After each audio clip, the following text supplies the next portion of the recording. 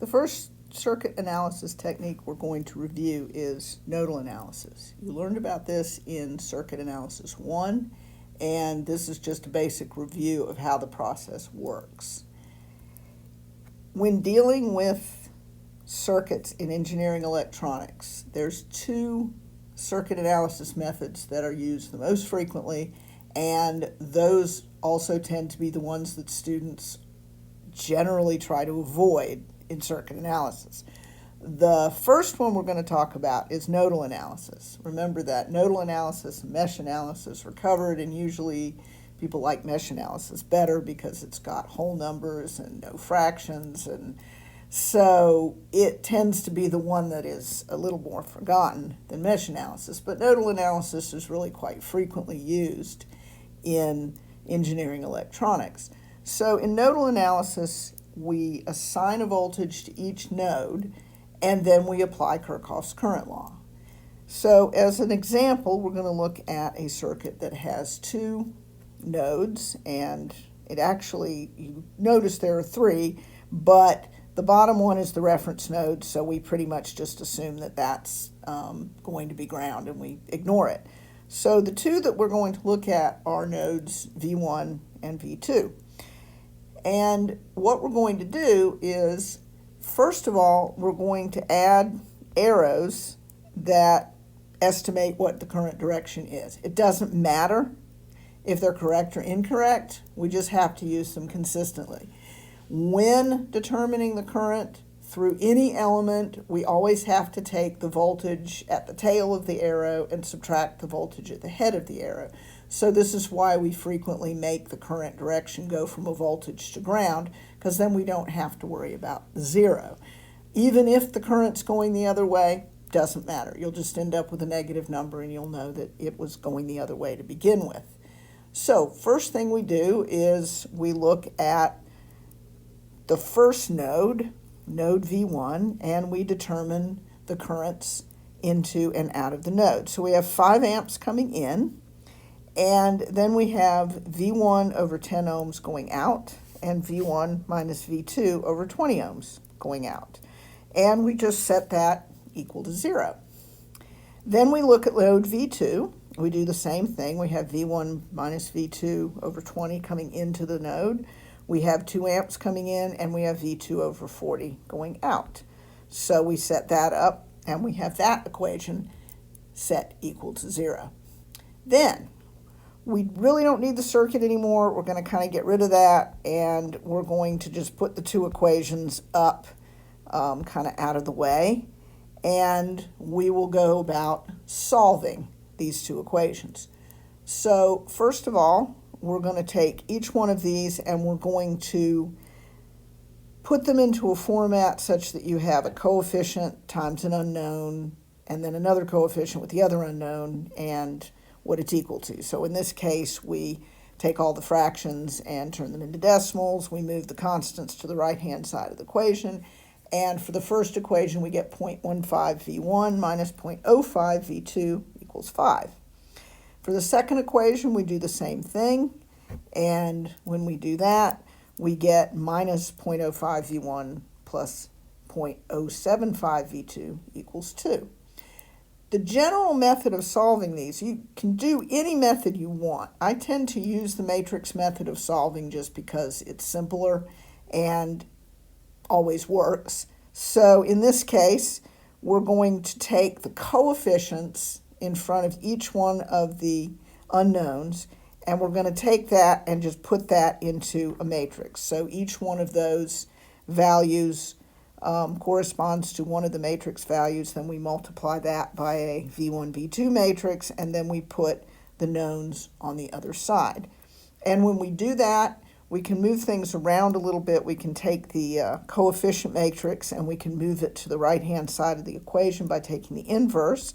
And when we do that, we get V1, V2 is the coefficient matrix inverted times the known, or whatever was on the right, and we get two values for voltage.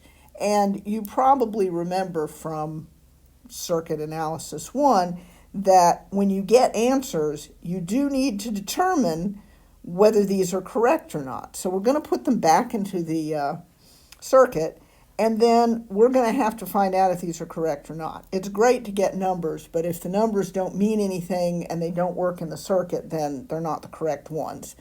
So we're going to go through and use Ohm's law to find the currents in the 10, 20, and 40 ohm resistors and check and see if KCL is upheld. And if it is, then we can assume that we have the right answers. So the current in the 10 ohm is 54.29 over 10, which is 55.429 amps.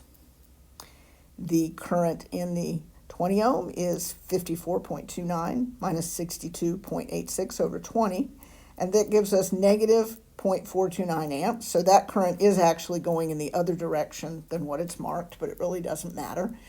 And then if we add those two together, we do get 5 amps going into that node, which is what we expect. So that's good. And actually, usually if it works for one node, it's going to work for the other, but I like to check both of them anyway. So if we go to the other node, we get the current in the 40 ohm resistor is 62.86 divided by 40, and we get 1.571 amps. The current in the 20 ohm resistor is 54.29 minus 62.86 over 20 is minus 0.429 amps. We already got that before, but we need that to find the total. So when we subtract, remember now we've got the 40 ohm current going out of the node and the 20 ohm current coming in. So we're going to actually take the 40 ohm and subtract the 20 ohm, and that should give us 2 amps, which it does. So this is basically how nodal analysis works, the very, very general method, and this is not that complicated. The complication sometimes comes in when you have dependent sources, and dependent sources actually occur quite frequently in engineering electronics. Because of the way certain devices are created, especially transistors, in order to model them, we actually use dependent sources in the circuit. So when you're analyzing the circuit, you end up with a dependent source. So circuits with dependent sources need a little bit more mathematical manipulation, but they're not really that difficult to solve either. Basically, the process is the same. We just have to identify the dependent source and where the voltage or current that drives it is in the circuit in order to make relationships.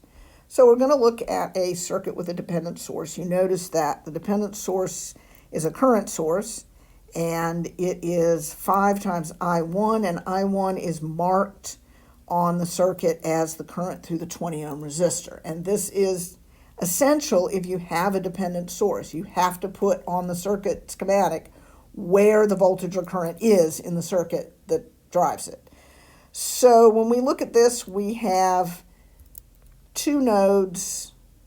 We have one at the very top and one above the dependent source. And then at the bottom, we actually have this kind of ground that comes around the corner. Ground is actually at the bottom of the 20 and 30 ohm resistors as well as on the bottom of the circuit. So it's important to make that distinction and know exactly where ground is. So to start, we're going to first put in some current directions, and I1 is already marked, so we kind of just leave that where it is. And then we're going to assume the current goes from V1 to V2 through the 10 ohm resistor and from V2 to ground through the 30 ohm resistor. And the first thing we need to do is find the relationship between the dependent source and the rest of the circuit. And that's just I1 is equal to V1 over 20. We know that from Ohm's law. And that will help us later when we are coming up with equations to actually solve the circuit. So we're going to just sort of set that aside for a second, and then we're going to find the nodal equations as we've done before. So for the node V1, we have 10 amps coming in. We've got V1 minus V2 over 10 going out, and we've got V1 minus 20 going out. So we get 10 minus V1 minus V2 over 10 minus V1 over 20 equals 0. And then For the second node, we've got 5I1 coming in, and then we've got V1 minus V2 over 10 coming in, so we make that a positive, and then we have V2 over 30 going out, and that gives us our second equation. Now that we've done this, the rest of this is mathematical, so we really don't need the circuit anymore. We're just going to move everything to one side and start solving.